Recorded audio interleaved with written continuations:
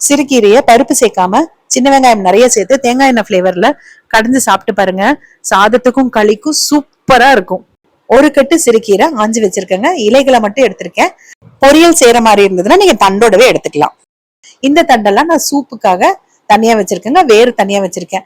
நான் இந்த வேரை தூக்கி போட்டுட்டேங்க. ஆனா ஒரு சப்ஸ்கிரைபர் சொன்னாங்க இந்த வேர்லயும் சூப் வைக்கலாம் அப்படின்ட்டு.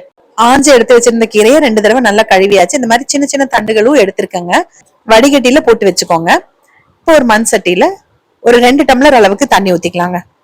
4 பச்சை மிளகா சேர்க்கிறேன். இதுக்கு இன்னும் 2 சேர்த்தா நல்லா இருக்கும். பட் வெயிலுங்கிறதுனால காரம் கம்மியா சேர்க்கிறேன். 1/2 ஸ்பூன் கல்லுப்பு சேர்த்துட்டு தண்ணி கொஞ்சம் கொதி வரட்டுங்க. இப்ப நம்ம எடுத்து வச்சிருக்க கீரையை உள்ள சேர்த்துக்கலாங்க. பாக்குறதுக்கு என்னமோ நிறைய கீரை இருக்கிற மாதிரி தெரியும். ஒரு கொதி வந்தாவே கீரை பாதியா குறைஞ்சிரும்.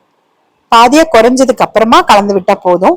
கொஞ்சம் கலந்து விட்டுட்டு மீடியம் ஃப்ளேம்ல வச்சுக்கோங்க. ரொம்ப சிம்லயும் வைக்க வேண்டாம்.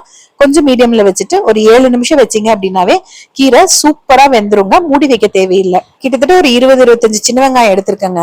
இதை நம்ம இடிச்சுக்கலாம். நான் எப்பவுமே அந்த பச்சை மிளகாவோடவே வெங்காயமும் சேர்த்துட்டு கீரை சேர்த்து வேக வைப்பேன்.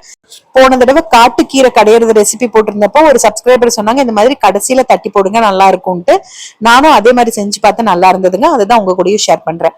இப்ப அடுப்பு ஆஃப் பண்றதுக்கு முன்னாடி இந்த வெங்காயம் இடிச்சதை உள்ள சேர்த்துட்டு ஒரே ஒரு நிமிஷம் மட்டும் அடுப்புல வச்சுட்டு அடுப்பு ஆஃப் பண்ணிக்கோங்க. இந்த சட்டிலேயே இருக்கட்டும். இப்படியே அடுப்பு ஆஃப் பண்ணிட்டு ஒரு 2 ஸ்பூன் அளவுக்கு தேங்காய் எண்ணெய் உள்ள சேர்த்துக்கோங்க.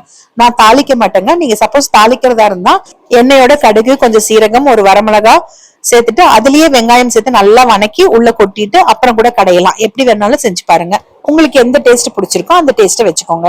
மிக்சியில போடுற மாதிரி இருந்ததுன்னா நல்லா ஆறினதுக்கு அப்புறமா தண்ணி இல்லாம மிக்சியில ஒரே ஒரு திருப்பி எடுத்துக்கோங்க. நீங்க கடையிறதா இருந்தாலும் கொஞ்சம் ஆறினதுக்கு அப்புறமா கடைஞ்சுக்கோங்க. சாதத்துக்குன்னா இப்படியே கெட்டியா வச்சுக்கோங்க. களிக்குன்னா இன்னொரு 1/2 டம்ளர் சுடு தண்ணி மட்டும் சேர்த்துக்கோங்க.